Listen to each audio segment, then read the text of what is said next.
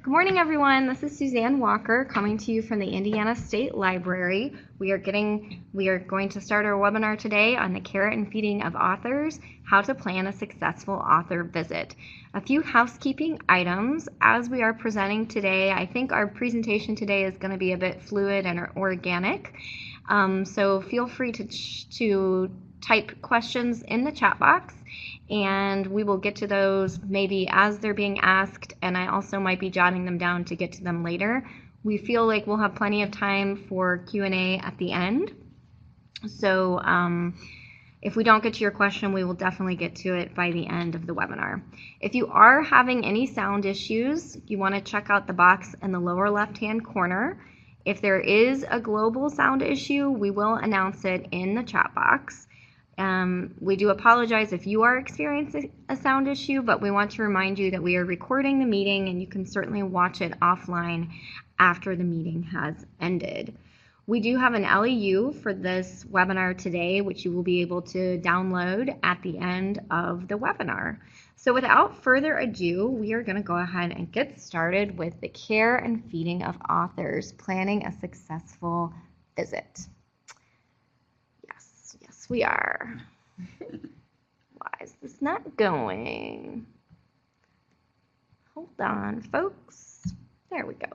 So in the room today is myself. My name is Suzanne Walker. I am the director of the Indiana Center for the Book here at the Indiana State Library. The Indiana Center for the Book is a programming arm of the Library of Congress. We focus a lot on promoting our local literary heritage, as well as working with children for writing contests and things like that. We also have Caity Withers with us today. I'm going to let Caity tell you a little bit more about her. And we also have Kelsey Timmerman with us today. Kelsey is the author of 3 books right now. The first one was Where Am I Wearing? And Kelsey focuses on environmental concerns, on sustainability, and on social issues.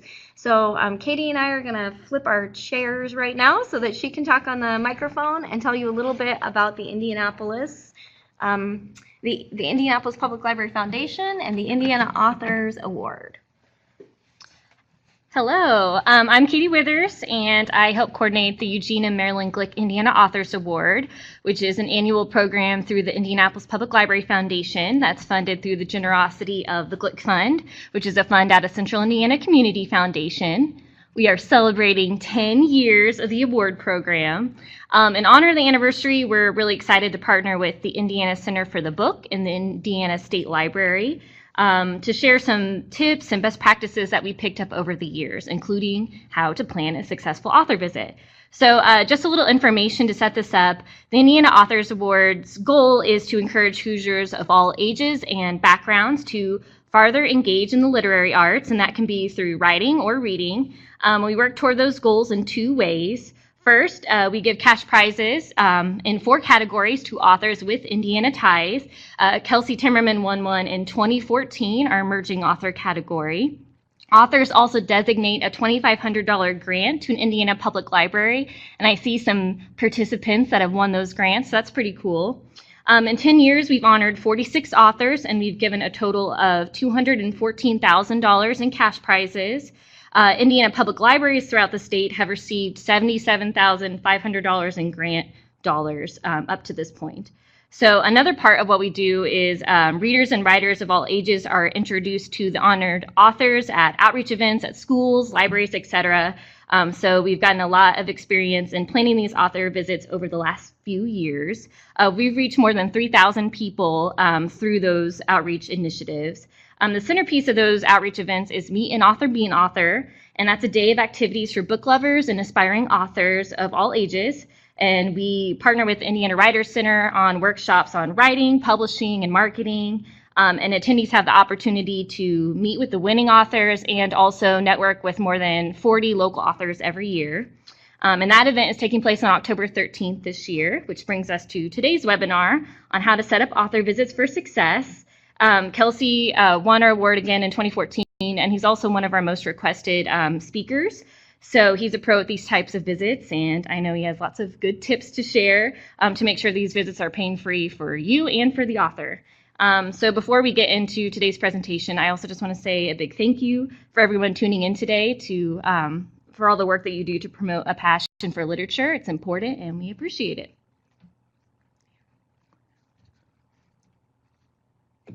Cool.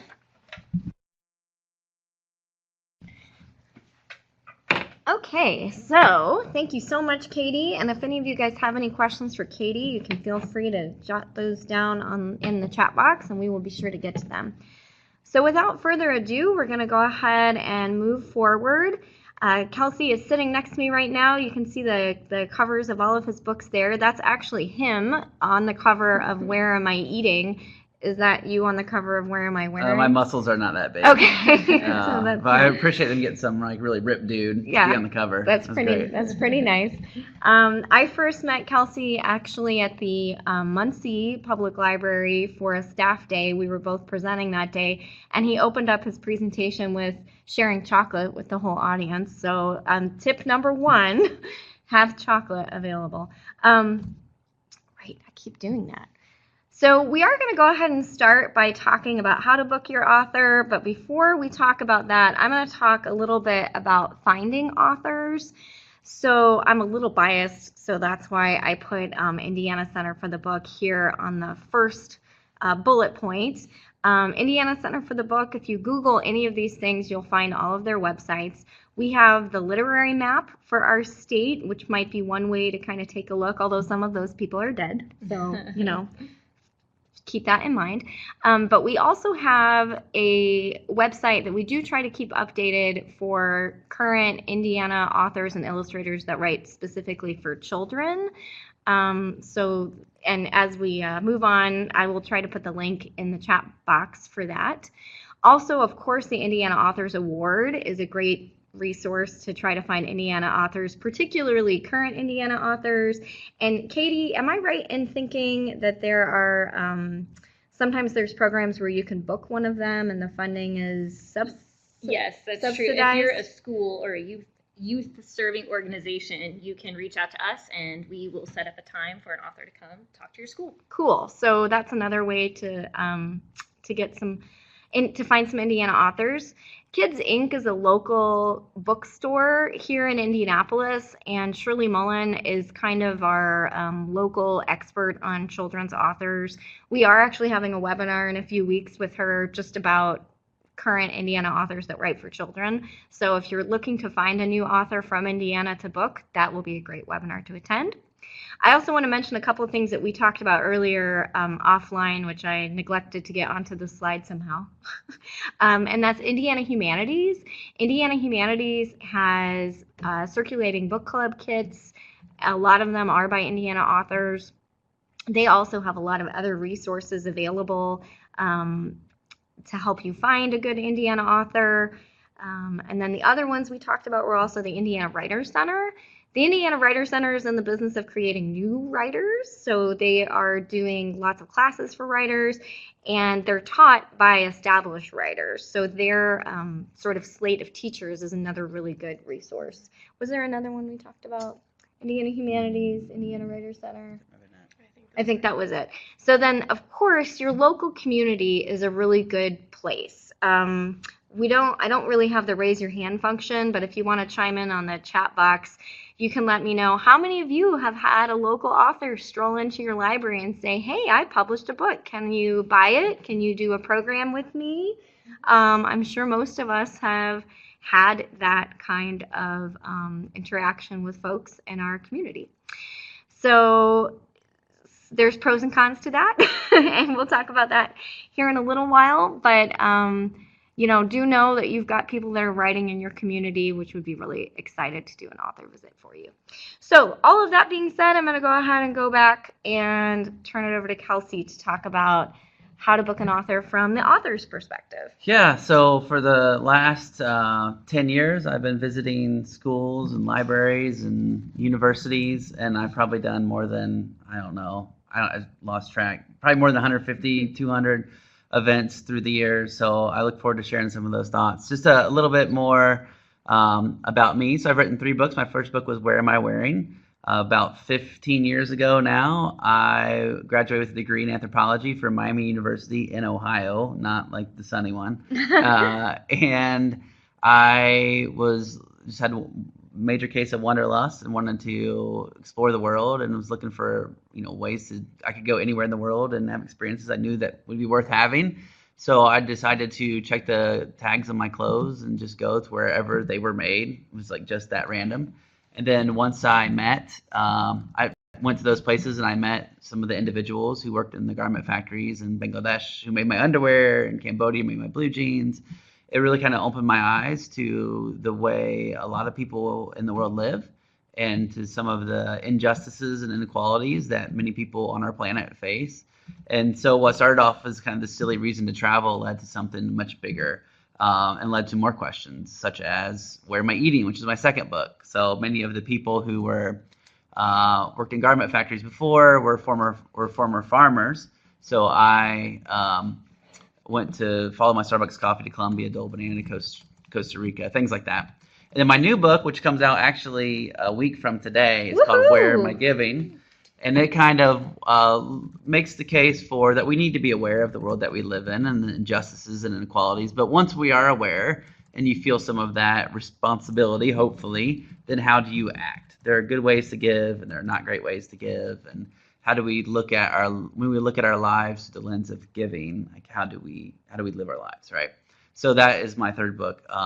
Where Am I Giving? So I traveled to India, and I met a guy who lives in the slums, and bought a soccer ball. Now has 3,000 kids in school because he started to coach them and said that they need to stay in school. So anyhow, that's kind of a bit about my work over the last 10, 15 years, what I've been doing. But it's one of the great ways that you get to write a book and people read it. But I've really enjoyed getting to meet readers, getting to share my stories, even people who haven't read my books, is to come to different events, and something that I've really enjoyed. So I put down some tips and tricks I think that I hope you will get something out of. The first thing I think is how do you reach out to an author? I think most people are pretty accessible when you reach out to them and you're interested in their work. I think if you reference their work, if you've read their work, or have someone who's read their work reach out to them. And it can be many different ways. It could be through, I see some Facebook friends actually in this chat where I've been to their libraries. All right, that's one way. I've had people reach out to me on Twitter. Just the other day, someone reached out to me on Twitter about having me Skype with their library, which is an option. Or just email. It's really, I think, best to go to the author's website to see if they point you in a certain direction. If they have their own, my website, for instance, you can just send me, I have a sheet you can fill out, and it just goes directly to me. But there's also, for speaking agents, I work with a speaking agent because I just don't really love dealing with the business of speaking sometimes. So I point people to her as well.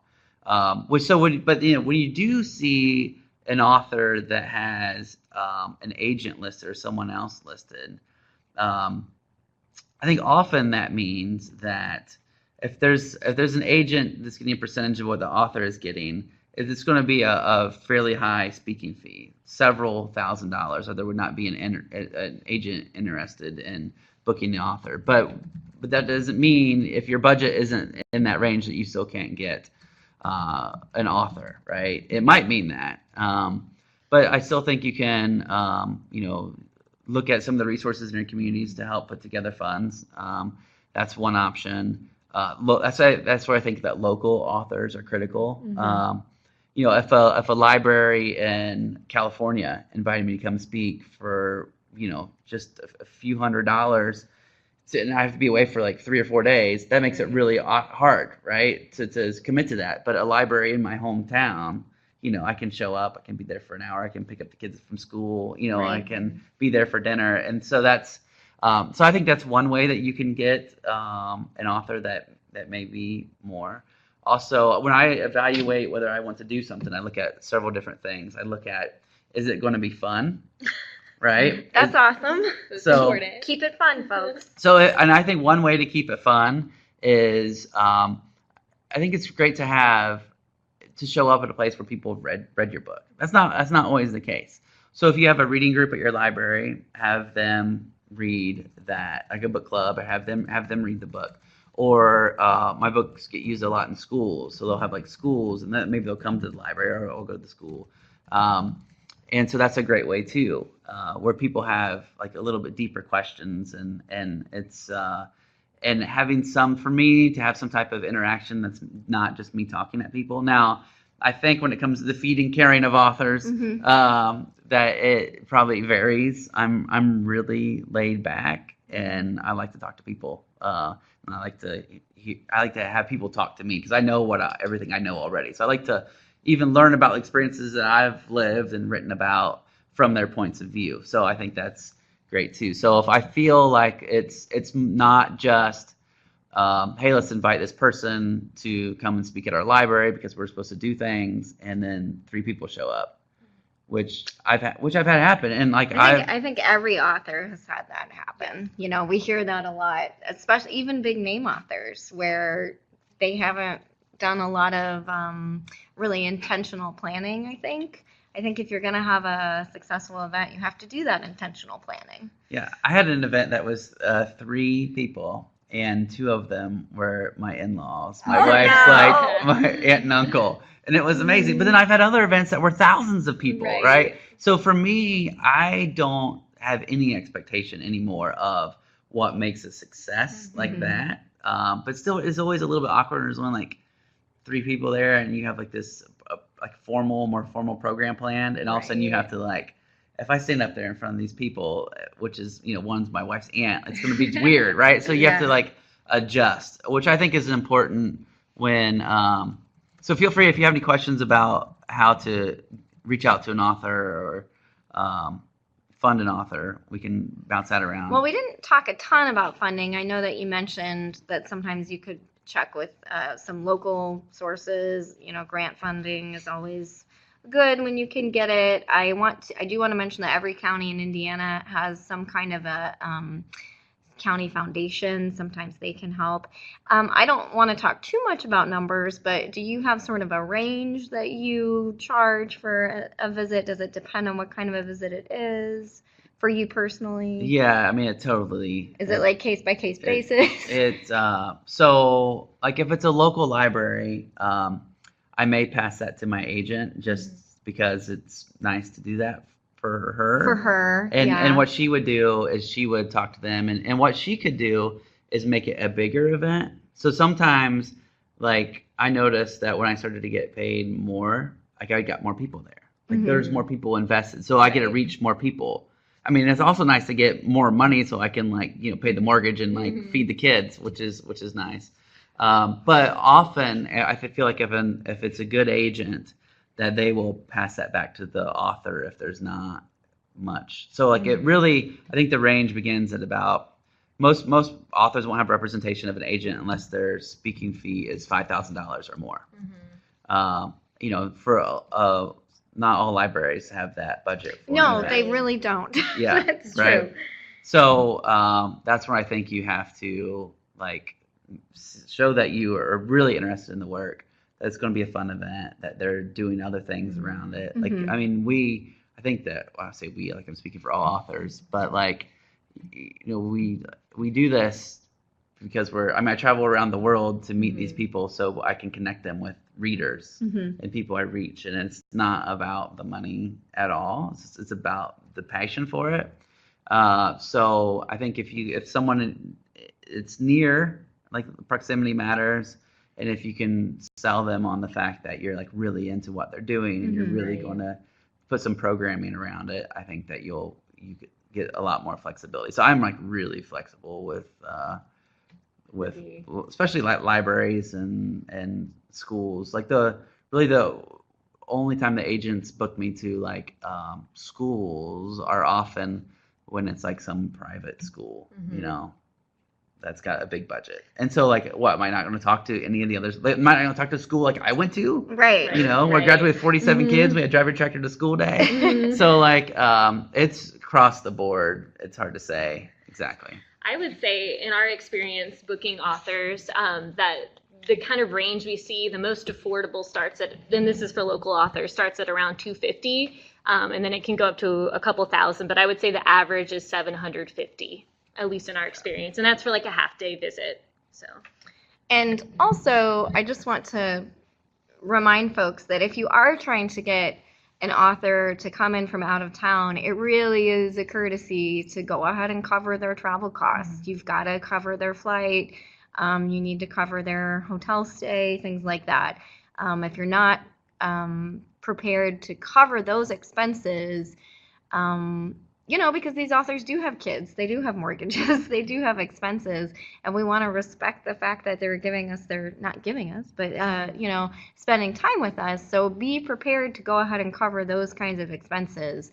And again, if you're not prepared for that, that's why it's wonderful that we have so many great authors here in Indiana. So. Yeah, I have a friend that does a lot of school visits, and it's the primary way that she makes an income. She's a children's author, and she charges I think around like $1,000 for. So I feel like you're going to get 80 to 90% of the people that you want if they're somewhat in your proximity and you have a budget of like around that. You know. Right. Okay. Does anyone have any questions about this first step of connecting to an author? Did you have anything else on this one, Kelsey? Yeah, I think that, so like I was saying, making the decisions on what to do is if it's going to be fun. I think money comes into play a little bit, money and time, right? And then also, am I going to reach an audience that I would like to reach? So like today, I'm really excited to talk to librarians across, the state of Indiana and across the country. Like it's not often that you can just reach all of them at once. So think of those three things when you're reaching out to an author, and if you can get two of those three, I think that you have a real chance of getting most folks. Great. We do have a couple of people typing, but we can go ahead and move on a little bit. And as soon as these questions come in, I'll let you know. Okay. So I think our next general topic is how to promote your author, and this becomes really important so that you don't have those events with just your, sister-in-law's ex-boyfriend's brother, and a couple other people. So do you have any thoughts about good ways to promote author visits? Yeah, I think that if you can tap it into like a book club, a reading group, or look at different community organizations that you could get to help promote. So like my new book is like where am I giving, and it's a lot about nonprofits. And so you have the community foundations that would make sense. Forget about funding, but just getting like an audience there. So I think that's a really good way to. Hold on, sorry. Yeah, we have a couple questions here. Let's go ahead and cover these. Christine, we're going to do yours first. She has an author that's traveling from West Lafayette to Pendleton. This is about a 90-minute drive. They purchased 20 copies of the book, and they're going to have snacks in a book club. Should they offer to pay her mileage? She didn't ask for it. What do you think from your perspective? I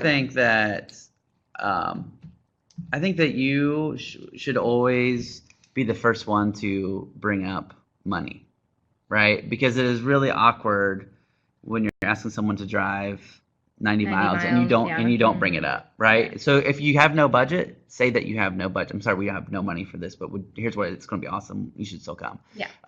And so I think that paying mileage or some type of stipend would be a really good thing to do.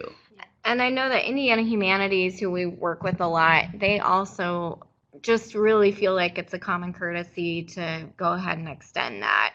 And you can use the state rate instead of the federal rate, and that's cheaper. Yep. What is it, 20, 40, I think 30? we pay a nonprofit mileage rate, and it's 53 cents 53 cents a mile. The state rate is even lower. I think it's like 38 cents. Mm-hmm. It's pretty low. But, or you could say, we will give you this amount of money. I think that's almost better, yeah. right? Yeah, you just figure say, it out. this It's like, is, hey, this is $100. Right. It's like, we only want to give you the exact miles that you drive here, right? Right. It's like, hey, here's $100, right? So, to answer your question, probably it would be a good idea to go ahead and ask that question. Mary Jean has another one. How do you negotiate with an agent when you don't feel they are sharing the full scope of what you will do with the author? I'm referring to national authors whose agent fees state $15,000 to $25,000. Wow. Yeah. And I'm assuming, Mary Jean, that your the event that you're doing, you feel like is going to be a really special, interesting, cool event, and you feel like maybe that's not getting communicated to the author. Yeah. I'll say this when I first started speaking and I would get invited to places, there were times that they would literally pick me up at like 7:30 a.m. and I would get dropped off at 10 p.m. and I was on the whole time. That's hard. Yeah. And like I remember times where I would go to the bathroom, not because I had to go to the bathroom, just to get, and I'm like pretty extroverted for the most part, but it was a lot. Mm-hmm. So that's why that sometimes there's this layer.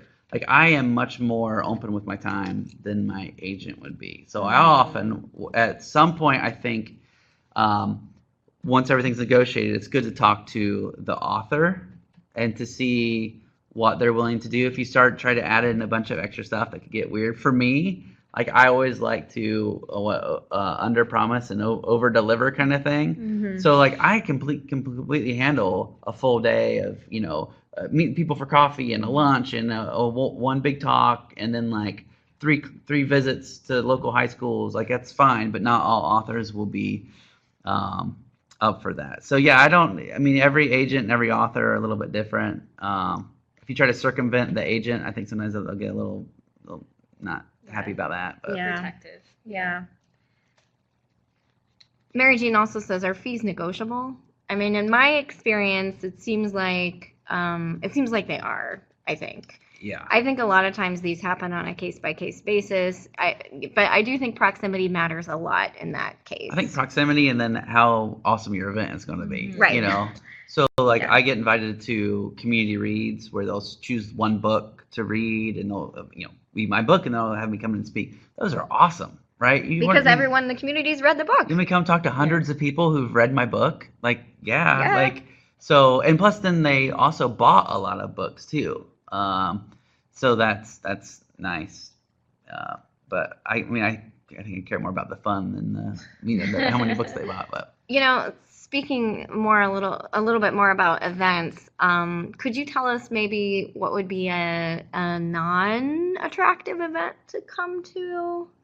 What would be the traits of a non-attractive event? Yeah. And I know that's sort of a touchy thing, but yeah. or maybe just keep telling us about what makes an event really great. I think it varies by the author. I think we've all been to events before where that's what was on the page and what's on the stage don't really match. Sound different, right? So I think you need to have a discussion with an author at some point to see what would set them up for success. So maybe you have someone interview the author as opposed to have the author say, hey, here's 45 minutes to give a presentation and then answer questions for a half hour. Not everyone is going to be comfortable with that. Mm-hmm. So if you could have a Q&A for someone who maybe isn't, it's good to see samples of someone speaking as well. So check that out. So I think that for me, the events that aren't appealing are when I just get shipped in, there's the stage, shipped off the stage, see you later. And then you're done. And I like to interact with people, but other authors would have the exact opposite preference. Mm-hmm. That's true. So I think that's the importance of, so a lot of times for library events where an agent will pass it back to me or just do it on my own, I always like to have a contract, not for any real legal purpose, but just to see what everyone is expecting, right? To have an AV person on, that's there that knows what's going on is sometimes really nice. Because I've shown up places before where they're like, oh, you have a Mac, and yes. they're just and I'm have all the dongles, or they'll be like, well, I don't know, you plug in here and that you're on your own, or they won't do a sound check.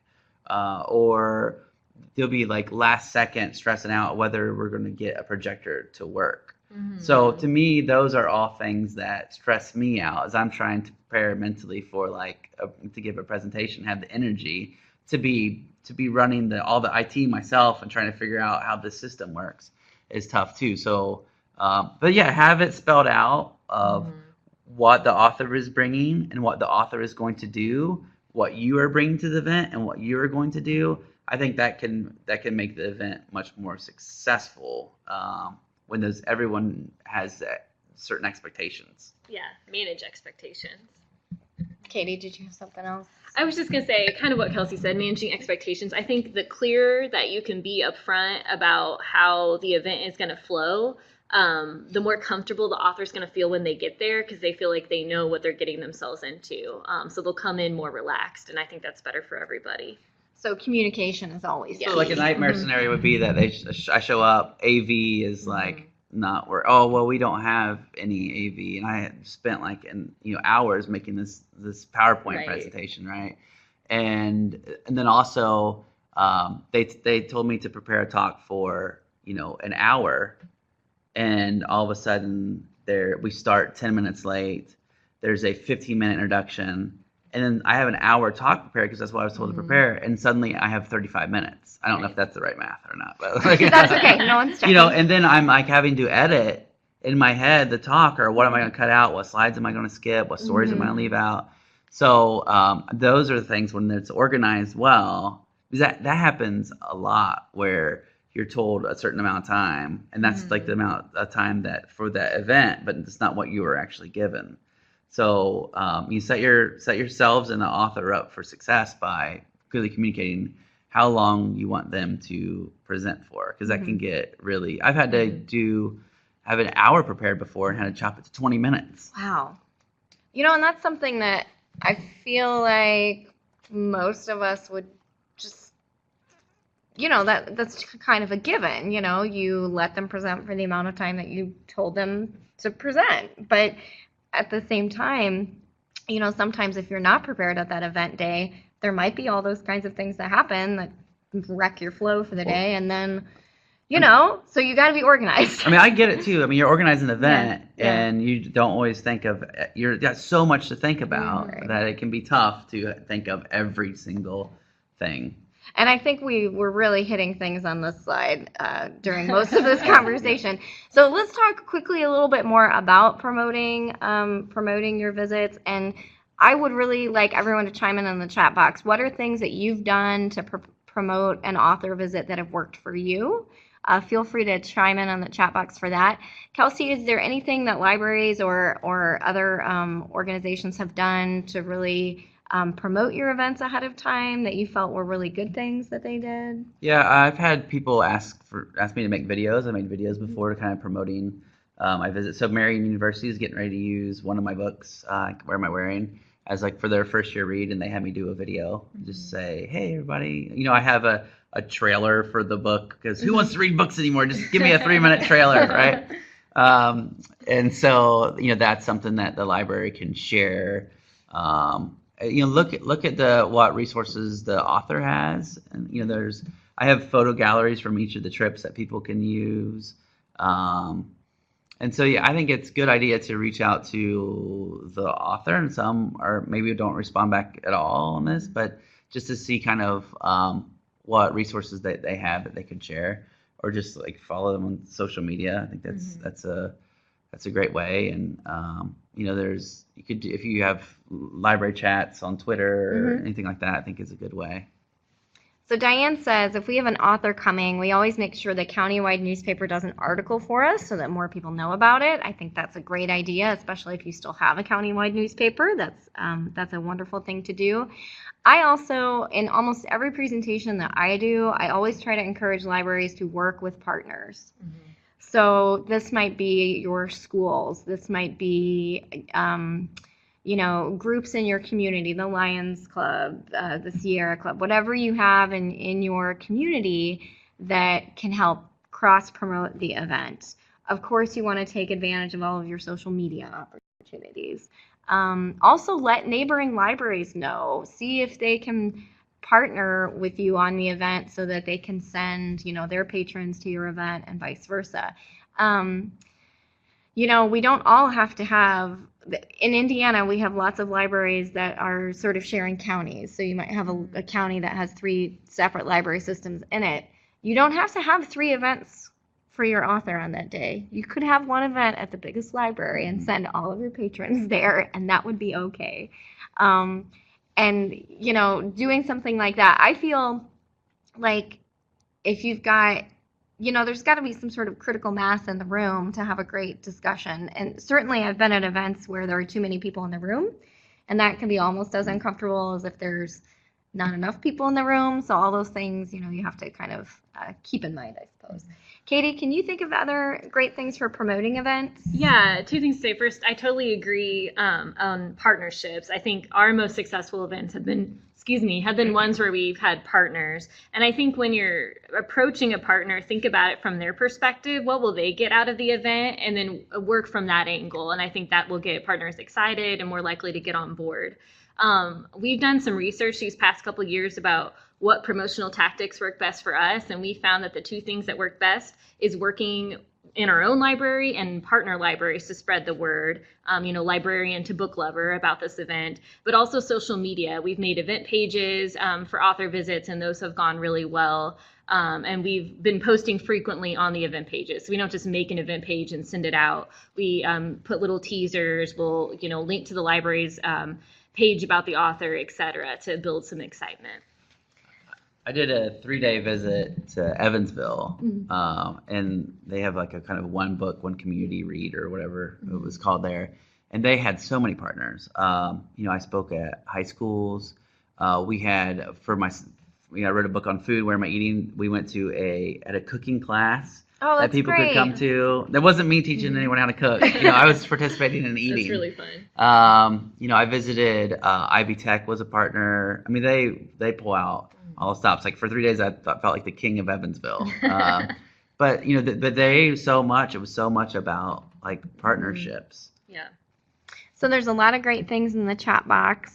Sarah says they try to target an audience when possible. They had a recent author whose book was about the Indiana Civil War, and veterans spoke. They made sure to send the info to local veterans groups, senior citizen centers, genealogy organizations, in addition to heavy social media and traditional marketing. Definitely, you want to match your marketing efforts with the audience that you'd like to have. Mary Jean says having community book clubs involved, reading the book, give them information about the related program, author, and events that you've planned. Rhonda says word of mouth, one-on-one personal conversations do still work as well. That's true. Patrons are often excited to have a conversation about an author, and they'll tell their friends and family.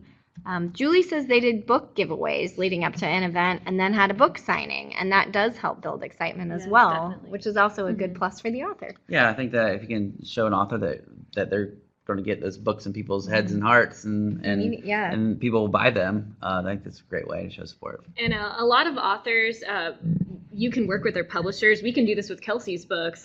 He's published through Wiley, where they'll give you some books if you work with their publisher, so you don't have to buy the books. That's not an added expense. So my new book comes out next week, and I just got an email from my publisher that had discounts that nonprofits could get. So they give them, a lot better prices too for nonprofit organizations. So that might be something that exists. Okay, so I know we've talked kind of a lot about organizing the event. I had one question I wanted to ask, and that's about author handlers. Is this something that you've worked with before? Do you know what that is? Yeah, I've never had someone who flew with me different places. No, I guess I mean like whenever I used to plan a lot of library conferences, and every time we would have authors, we would assign somebody at the conference to sort of just take care of the author. Is that helpful? Is that something that, that way the author doesn't have to talk to everyone? They can just deal with that one handler. I guess it would be, it depends on the handler.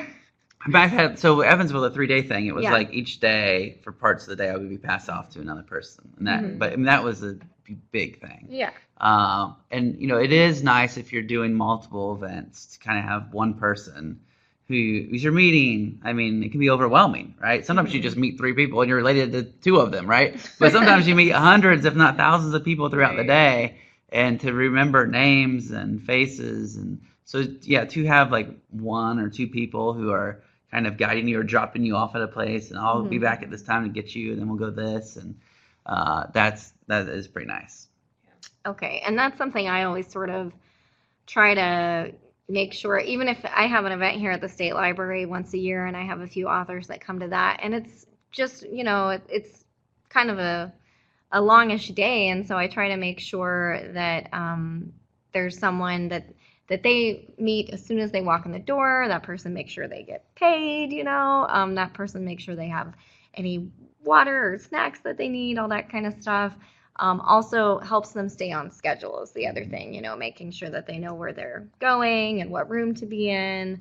And that person can get ahead of the questions about IT, like, do you have slides to share? Do you have a Mac? All that kind of stuff. I mean, one nice thing about that too is if you're going to multiple events and you have somewhere to be and someone's talking to you about how passionate like they are about your work, and like you feel like a jerk if you're like, I really have to go because if I don't, I'm being rude to these people.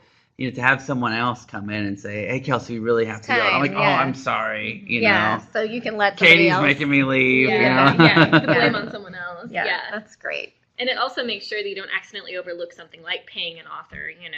That can happen if there's multiple people working on an event and you're like, oh, I thought you were giving them the check. And they're like, I thought you were. If there's just one person, it makes things smoother. Right. So I guess some nuts and bolts for organizing your event. We've covered making sure that the amount of time that you want them to speak is the amount of time that you told them to speak. We want to make sure that you have the payment all figured out. Is it being done ahead of time? Is it a check at the event? Mostly, do you get a check at the event? Is that how you mostly get Usually paid? Usually at like library events. Yeah. That happens, but that's not always the case. Yeah. But I've had to, one of the reasons I work with an agent on other events is because I hate having to email people and say, hey, remember me? I was there like 2 months ago. You haven't paid me. You haven't paid me. That's really, really awkward. I also think about the event itself is the content that you want the author to touch on can be helpful as well. Because if I'm going to a community and everyone's read the book and I go up and just give a presentation that is just about that book, stories that they know already. So you need to set the author up for success and your event for success by setting some expectation of what you would like them to talk about. Yeah, what are your goals for the event? Yeah. Kalaine has a question about funding. I'm going to jot that down, and we will get to that one at the end with the Q&A. It looks like we might have one more question coming in. Other things that we talked about with organizing, I do think it's important to ask your author if they have any dietary needs that you need to be aware of. Have you ever run into something where things aren't aligned the way they should be? I tell people I've eaten bat in West Africa. Like I'll eat anything. So you're it doesn't easy. matter. But I will say this though, it is sometimes weird when you go to like eat a nice steak dinner or anywhere and eat, and then like, oh, we gotta get to the event now, and you get put up on stage, and you just ate, and you're just trying not to burp as you're speaking, right? Like so I think sometimes even the timing of when you have the event. So ask the author, would it be better? I prefer to not eat right before and to like eat after, and sometimes that can be pretty late or so I'd recommend that, to ask the author. But so many of the events, like 90% of them seem to be feed the author and then put them up on stage and watch them try not to burp. We try to walk through the whole event from our guest perspective, from our perspective, and from our author's perspective, because those are 3 different things. And then that helps us identify, oh, maybe we shouldn't feed him right before he goes on stage. So that's a helpful tip to look at your event plan and look at it from the perspective of all the people involved separately. Okay, is there anything else that we want to talk about as far as organizing the event? Do you have anything else, Kelsey? Does anyone else in the chat have pointers they want to share? We talked a little bit about author handlers. We talked about being organized going into the event. Anything else from you, Katie, on that? I think so. No. Yeah. So then after the event is over, do you have any pointers as to like how to wrap up, or is there any no's? Is it like, do authors appreciate being asked out for drinks by a bunch of librarians after the event, or are thank you notes appreciated? What sort of? Yeah, I mean, I think thank you notes are always appreciated. A lot of places I go, they give me something that's like representative of their community. That's cool. Now, if it's somewhere like I have to get on a plane for, I've had a place before. This community they've treated me so awesome, and I was flying to another event, and they gave me so much stuff, and then I felt horrible because I had to leave so much of it. Right. So if you can, if the author is flying in, go light on the gifts. But if you can make it something that's regional, that's really kind of a neat thing. That's cool. Yeah, and I'll add, I mean, I'm a fundraiser, so I'm all about the thank you notes. So definitely a thank you note. But also, if you hear stories afterward about how that author visit affected, a patron that came to it, share that with the author, because they love to hear it, and it'll make them more likely to want to come back if you wanted them to come back. I think if you're doing a book signing, I hear a lot of people ask me lots of, do you want to sit down at the table? And I was like, I just like to stand up in front of the table and be near people. But I know that sometimes there could be long lines, and how long will the author sign books? So if you don't ask up ahead of time about that, it can be really awkward, right? Because you're thinking, oh, is this author? Are they going to be tired? They're going to be angry because it's a half hour past the time or whatever. So I think that's another thing you need to set expectations for. Because I'll often just sign books until there's nobody there, and a lot of authors will do that. But some people may not be too tired to do that. Right. Yeah. And another thing on author signing lines, I think it is always good practice to have people managing that line. You definitely don't want to leave your author at a table by themselves signing books. What if they lose all their pens? What if there's, a scrum of people that are fighting to get to the author? You want to be able to manage that. So having someone with the author to make sure they have what they need. I always try to provide a variety of pen choices. I was actually trying to ask the author ahead of time, do you have a preference as to what you write with? Because some authors do. Some want fine tip Sharpies, some want ballpoints, whatever.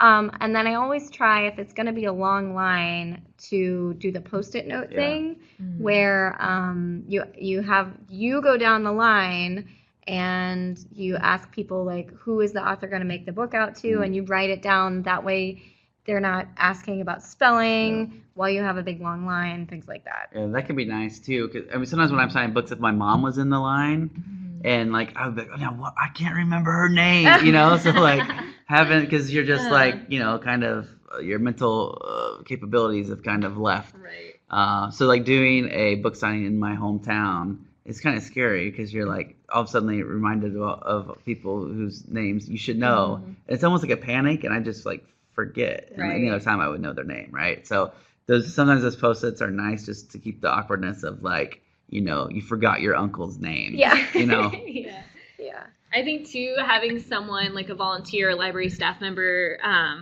at the beginning of the line, so as people are getting in line, you can tell them. Sometimes we have authors that have rules about how many books you can sign per person, or one per family, or no photos with them. If you can set those expectations up front, people will be happier. Absolutely. Okay, we are kind of at time. We're getting really close to the end of our hour here. If you guys have any questions at all, this is the time to go ahead and put them in the chat box. And while you guys are penning your questions, typing your questions into the box, Caity and I are going to chat about Diva authors. And Kelsey is not a Diva author. No. So, but you feel free to chime in. But I think we've experienced working with what I would call a Diva author, and I think there's things that you can do to try to manage that. So, first of all, what is a Diva author? So, what in your experience, how would you define a Diva author? I think a Diva author has maybe very different expectations of what the event is and what they'll get out of it than what we're anticipating. That's kind of, other than just, maybe they're not a nice person. That's kind of what we ran into the most, where an author's expecting, hundreds of people to show up and has a lot of demands and that don't necessarily fit what we had in mind for the event. Well, and we can mitigate some of that by really being clear about the expectations. We can't mitigate whether or not someone is a nice person. Right. But I Unfortunately. guess I would say that do your homework before you book someone and, see if you can reach out to other librarians who've had that author, Yes, see if they're a definitely. good speaker. It's absolutely okay to check and see, were they easy to work with? Because I have had experiences just working with people that are very demanding. And the best that you can do, I feel like at the time, is really try to meet their needs as quickly as possible. Get through your event, send them your thank you note, and don't book them again. Yeah, make a note. Yeah. Yeah. And it's okay to say no to authors too. I think a lot of times we're librarians, we want to support authors, especially local authors. But if you haven't had a good experience with them in the past, it's okay to say no. Well, and on that topic, we're sitting next to Kelsey, who's, just a great speaker and really easy to promote, easygoing guy, really nice, not a diva. But on the other hand, you might have an author who's not a diva. They're just not well established. Yeah, or appeal to your particular base. Exactly. Yeah. And, I have had instances where people will bring their self-published book up, not, nothing really against self-publishing, but maybe it's not professional or it's only got a run of 20, they're just not ready yet to do an event at your library. So what are some things that you can do with those folks? Do either of you have thoughts, ideas? Yeah, what we do at the library is, so we have an author fair every year, the Meet an Author, Be an Author event that I mentioned. And we have about 40 authors that can fit into our Simon reading room. So that's how many authors we have. We try to focus on those really emerging or self-published authors. So they get a table in the room, but they're not hosting their own event. So the pressure is a little bit down on them to attract a crowd. And it's a good way for them to meet some people, to get some exposure, but the whole event doesn't ride on them. So that's what we do. Something that we do here at the State Library is, and you are welcome to send those folks to us.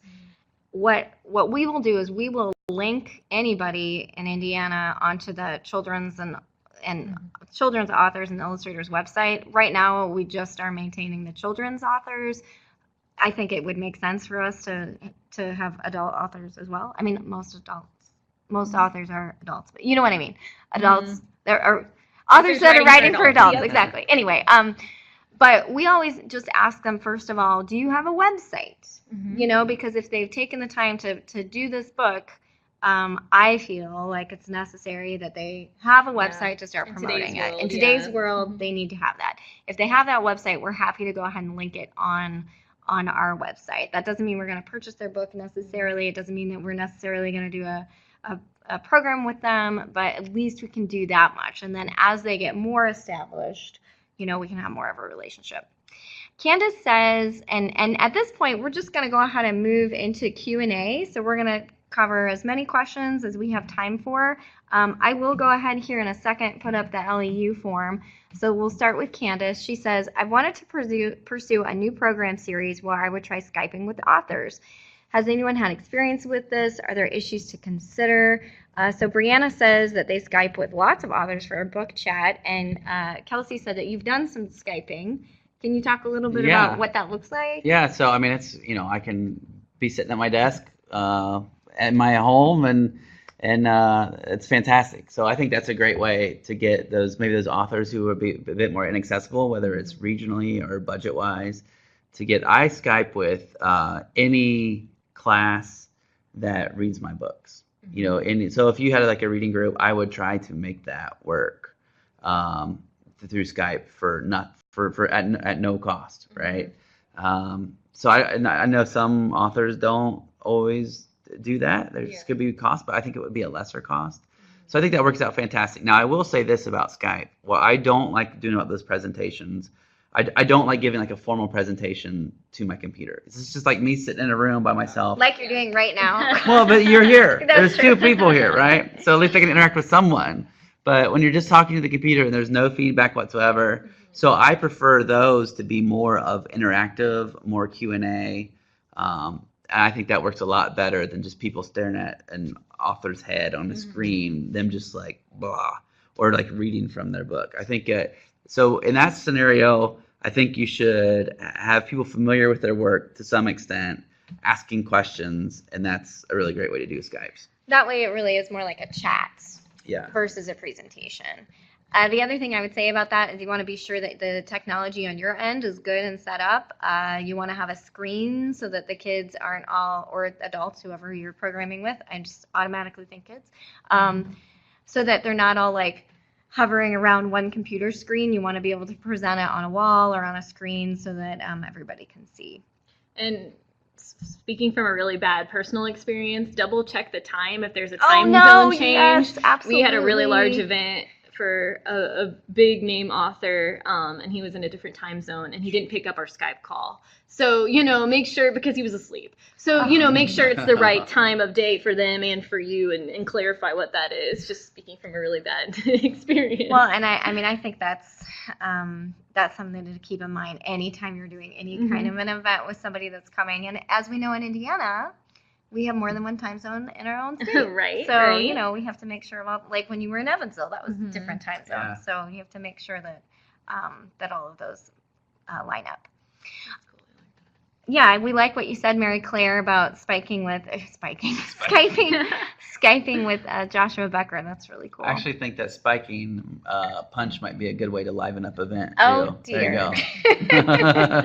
We didn't even get into that. No, we didn't. I do want to mention your LAU form is there on the screen. It's just in the top pod that says LAU file share. So you just click on the document that's Care and Keeping 2018, and then the download file button will become live.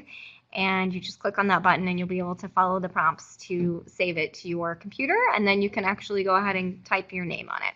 Do you want to answer the question about school-wide Oh, funding? yes, absolutely. Yeah, Thank you. So I forget the name of the person who asked the question about school-wide funding, but you can email me. My email is cwithers@ndplfoundation.org, and it's on the slides. I'll put it back in a minute. We occasionally have funding through the Authors Award program for those types of school-wide author visits. I will also say that Novel Conversations has a very robust speakers program, and that's a program of Indiana Humanities. And I would suspect, I'd have to check, that they are actually taking applications right now, but basically you apply for a grant and they pay for all expenses to have an author come out and speak to your school. So that's another option as well. And that grant application is usually in the fall. So I would check, in the next month or so for that. So Caity, is it cwithers@ndplfoundation.org? Yep. Okay. All right. So I'm going to put that up for everybody. And then, as she said, Indiana Humanities has that grant available. Another idea, if you're doing an author visit for school, a lot of times you can get your parent-teacher organization involved. I know that they do all kinds of fundraising, but in schools you might be able to partner with, with them to do a bake sale or whatever. I mean, you can get pretty grassroots if you're trying to raise money for a school. And also, I always think it's important to look for community partners. Is there a business that can sponsor it? Can you reach out to your local county foundation to see if they can help sponsor it? Sometimes, I don't know, Kelsey, have you ever had anyone ask you, like, Kelsey, do you have suggestions for who we should reach out to partner? Do you think sometimes it matters the book that they're talking about? Yeah, or? I think if you know the content of the book, there's logical partners about what the topics are. So I write a lot about poverty, right? Yeah. So there's a lot of organizations in every town that works with individuals who are living in poverty. That I write a lot about global poverty, but I also write some about poverty in the United States.